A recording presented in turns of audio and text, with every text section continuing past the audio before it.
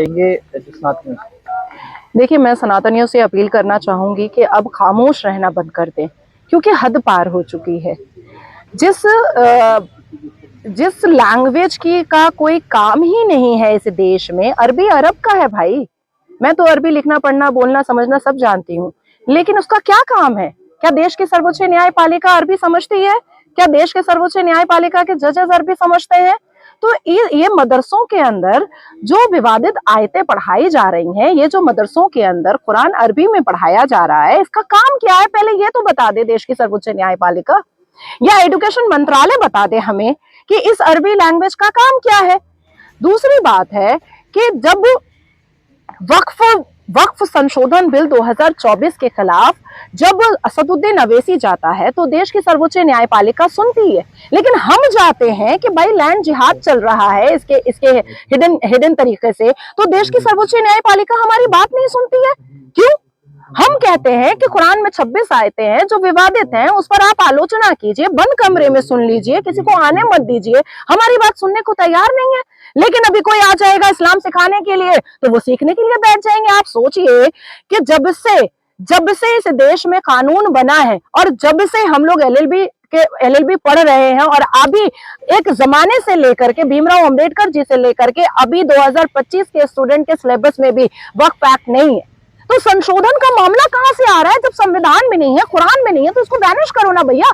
अभी देखिए अल फला यूनिवर्सिटी कहां से आ गया भैया? अल फला यूनिवर्सिटी, ये मुस्लिम कंट्रीज की यूनिवर्सिटी का काम क्या है? जीरो का आविष्कार हमारे महंतों ने किया।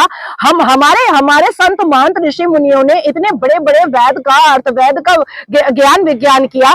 हमें क्या जरूरत है मुस्लिम कंट्री के अल फला का? और अब देखिए कि अल फला यूनिवर्सिटी का 2019 से लेकर के 2025 तक का पूरा डेटा निकाला जा रहा है। क्यों नहीं है एनआईए की टीम देवबंद एंटर कर रही है? क्यों नहीं है एनआईए की टीम मुस्लिम पर्सनल लॉ बोर्ड एंटर कर रही है? क्यों नहीं है एनआईए की टीम पूरे मदरसे में जाकर के इंक्वायरी कर रही है? क्योंकि हालिया में हमने 2025 में ही देखा कि बहुत सारे मदरसे के अंदर जाली नोट की छपाई हो रही थी। तो कुछ ना कुछ तो लगा रहता है। अजमेर अभी तक क्यों नहीं सीज हुआ? न्यूड फोटोशूट वही हुआ था, वही बलात्कार हुए थे। तो आप सोचिए कि किस तरीके से ये इग्नोरेंस बिहेवियर चल रहा है, और इस इग्नोरेंस बिहेवियर को देश की न्यायपालिका ये चाहती है कि हम भी इग्नोर करें। हम इग्नोर नहीं कर सकते हैं क्योंकि हम जिम्मेदार नागरिक हैं। अभी देखिए उत्तराखंड में डेमोग्राफिकल चेंज, जिस हिसाब से पुष्कर धामी जी ने एक ऐप बनाया जिसमें से ये पता चलेगा कि आकर इतनी जल्दी इंक्रीजमेंट ये मुल्लाओं का हो कैसे रहा है, एक खास मजहब वालों का ये पॉपुलेशन इंक्रीज हो कैसे रहा है।